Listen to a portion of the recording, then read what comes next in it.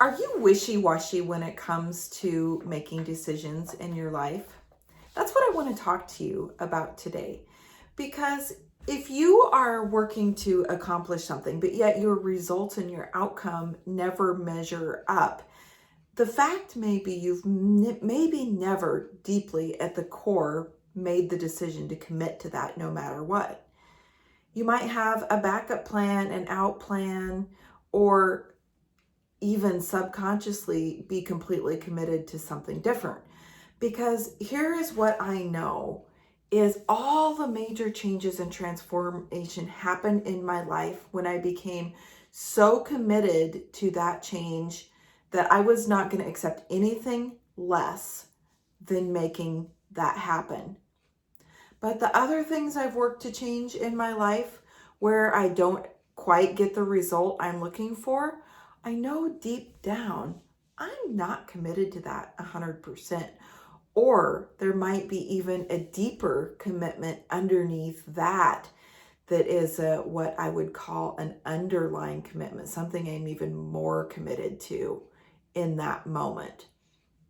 So let's talk this through for just a minute, because when you make that life shifting decision that no matter what, you're going to make something happen, then our actions line up with that and we become consistent towards it and it begins to produce results.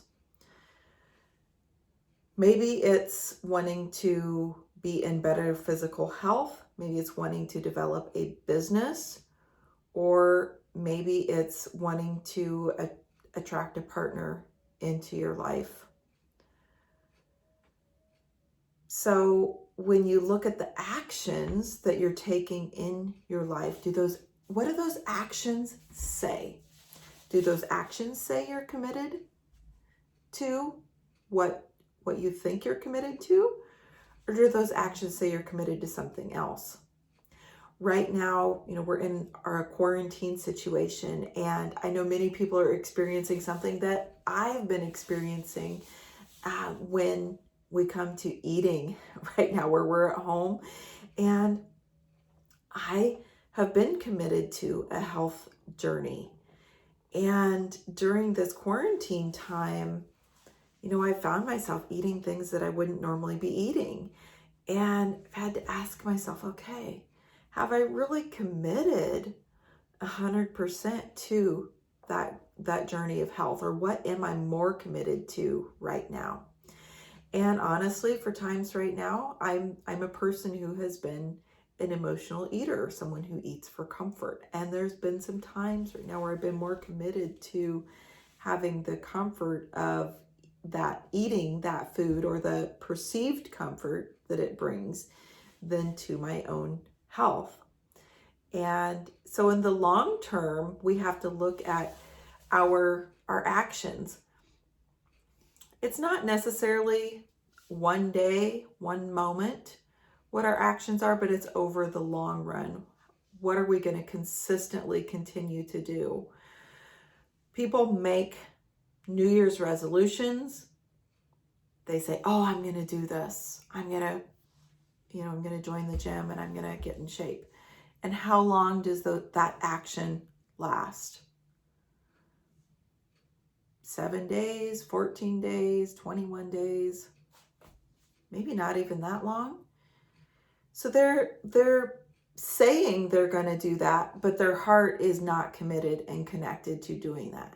Whereas when we really genuinely make a decision from our heart that we're going to do something no matter what, it's not like, oh, I'm going to wait for New Year's to make a resolution to make this happen, or I'm going to wait until the end of the quarantine to get my eating back squared up and in line. So what are the things that you want to create in your life where you're not seeing that outcome? Okay, so I said earlier that all the major transformation in my life happened when I made a decision to make it happen. And here's what happens. If we haven't completely 100% committed to something, the resources and the path forward doesn't show up for us. But when we are 100% absolutely committed to making something happen, then the resources and the path begin to show up. It's like the magic key in the lock. So let me talk about two of those times in my life, because I know sometimes it's so powerful to hear how this actually has worked in reality. So the first time that happened for me was when I made a commitment to myself that my next 20 years were not going to be as miserable as the last 20 years. That was my absolute commitment. I was in a space in my life where I was unhappy. I was going through divorce. I was facing becoming a single parent, facing how do I financially sustain myself as a single parent, all of those different things. But here's what I knew. My life had been miserable. And I was no longer willing to put up with that. And I didn't care about financial uncertainty. I didn't care about, okay, I've got to figure out how to be a single parent. I was committed to figuring out how to live a more joyful, peaceful life. And I was committed to figuring out how to stop some of the generational cycles that I saw going on that I didn't want my kids to be involved in. Okay. So, and by generational cycles, I mean things like addictive relationship cycles that I was in, and things like addiction patterns. So their father came from several generations of alcoholism. And I was committed to showing them that they could make different choices, but it was up to them to make those choices and to take responsibility.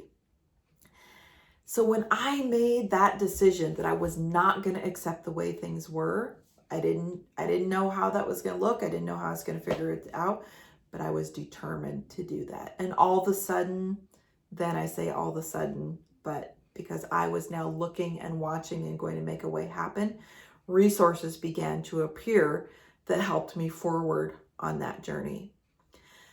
The next time, and there's probably many small times in between there, but the next really serious decision that I made for myself was when I knew that my path was helping people as a coach, moving them forward.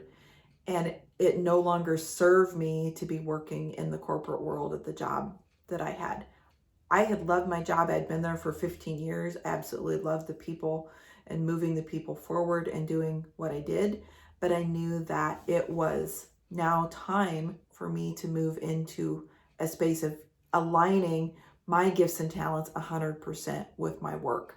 So that meant leaving a secure job, benefits, retirement, bonus plan, all of those things. It meant walking away from that, not knowing how business was going to unfold and grow.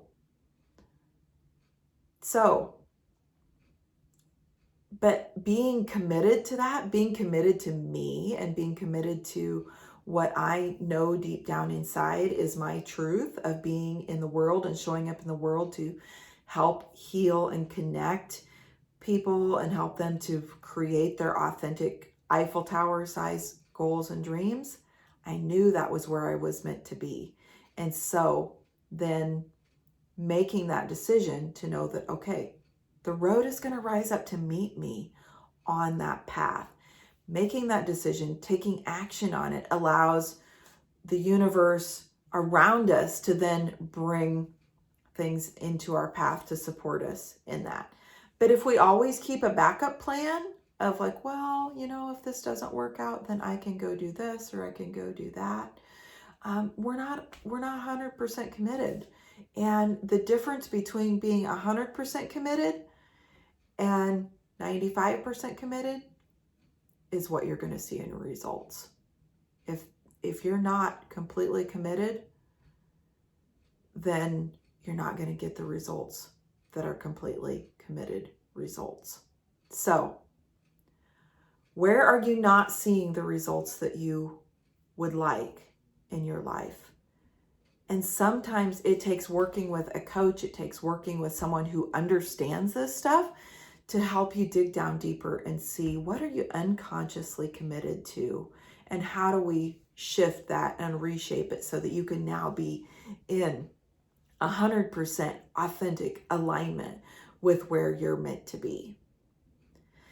If you need help figuring that out, reach out. That's what I'm here for. That's my expertise.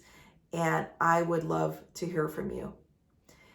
So that's my thoughts for today. I'm life and business coach Vicki Haddock from Transcending Limits, because I'm here to help you transcend your limits, to transform, not inform, not continue to stay the same, but to transform. I'm here to help you connect with your own inner guidance system to do that, to heal the shit and the crap that holds you back from doing that, and then to really build your authentic, purposeful, Eiffel Tower-sized life.